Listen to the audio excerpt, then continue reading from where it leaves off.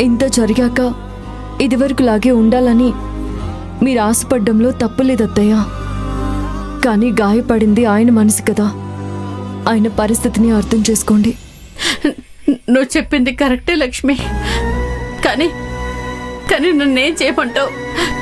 తల్లిగా నా కొడుకుని చూడకుండా నేను ఉండలేకపోతున్నాను. అర్థమైంది అత్తయ్య. కానీ ఇదే ఆలోచన ముందు నుంచి ఉంటే బాగుండేది. ఈరోజు ఇలా బాధపడాల్సిన పరిస్థితి వచ్చేది కాదు. ఇప్పుడంతా పొల్యూట్ అయిపోయింది. అవన్నీ తొలగిపోవాలంటే పాత జ్ఞాపకాలు మర్చిపోయి కొత్త జ్ఞాపకాలు రావాలి. అంటే మేము హరితో మాట్లాడకుండా ఉండాలా? క్షమించండి వదినా. దయచేసి కొన్ని రోజులు మా నాన్న మమ్మల్ని వదిలేయండి. ఇలా దగ్గరవ్వడానికి ప్రయత్నిస్తే మరింత దూరం అయ్యే అవకాశమే ఎక్కువ. అర్థం చేసుకుని కొంతకాలం మమ్మల్ని వదిలేయండి. నిజానికి మీతో ఇలా మాట్లాడడం బాధగా ఉంది. కొన్ని రోజులు మీరు ఇంటికి దూరంగా ఉండండి అత్తయ్య. అదే అందరికీ మంచిది.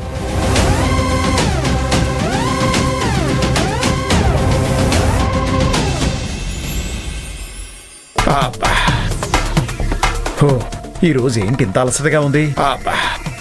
కాసేపు పడుకుంటే గానీ శక్తి రాదు. ముందు ఈ బట్టలు మార్చుకోవాలి.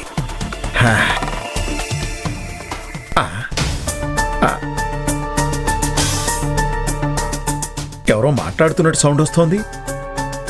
గదిలో భద్రావుతుందా?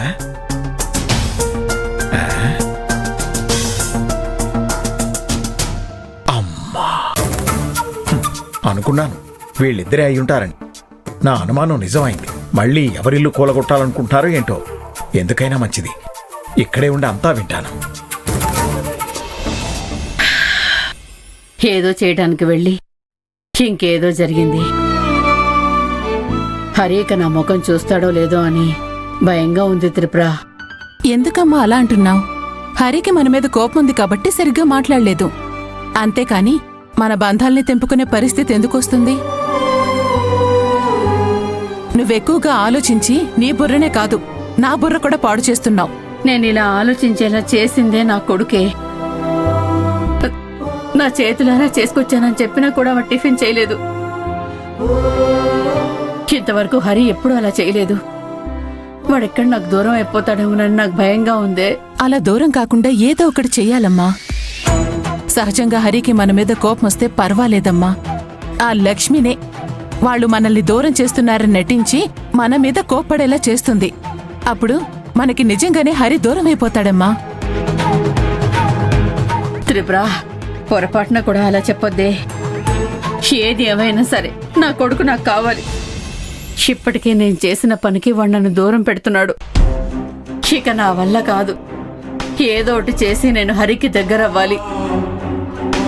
ఓహో, ఇన్నేళ్లకి తల్లి కూతుళ్ళు ఒక మంచి విషయం మాట్లాడుతున్నారు. ఎప్పటికైనా వీళ్ళకి బుద్ధి వచ్చిందనుకుంటారు. పోనీలే, మంచిదే అయింది. ఇంకేం మాట్లాడుకుంటున్నారో వినాలి. త్రిపుర, నాకు ఒక ఐడియా వచ్చిందే.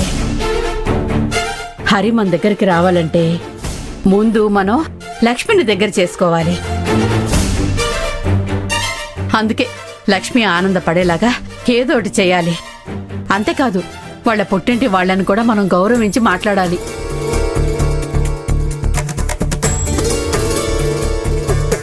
ఒక పని చేస్తాను. ఈరోజు నేను వాళ్ళింటికెళ్ళి నేను చేసింది తప్పే అని, ఇక మీదట అలా జరగదని చెప్తే ఎలా ఉంటుంది? అప్పుడు హరికి మన మీద జాలి కలుగుతుంది. చిచి, ఇదేం ఐడియా అమ్మా. పోయి పోయి ఆ మోసగత్తె కాళ్ళ మీద పడతావా? ఛాన్సే లేదు. మనకి కావాల్సింది మన హరి మనకి దగ్గర అవ్వటం. దానికోసం ఇంకేదైనా ఉపాయం ఆలోచిద్దాం. అది వదిలేసి ఆ మోసగత్తె కాళ్ల మీద పడితే మనం బతికున్న చచ్చినట్టేనమ్మా.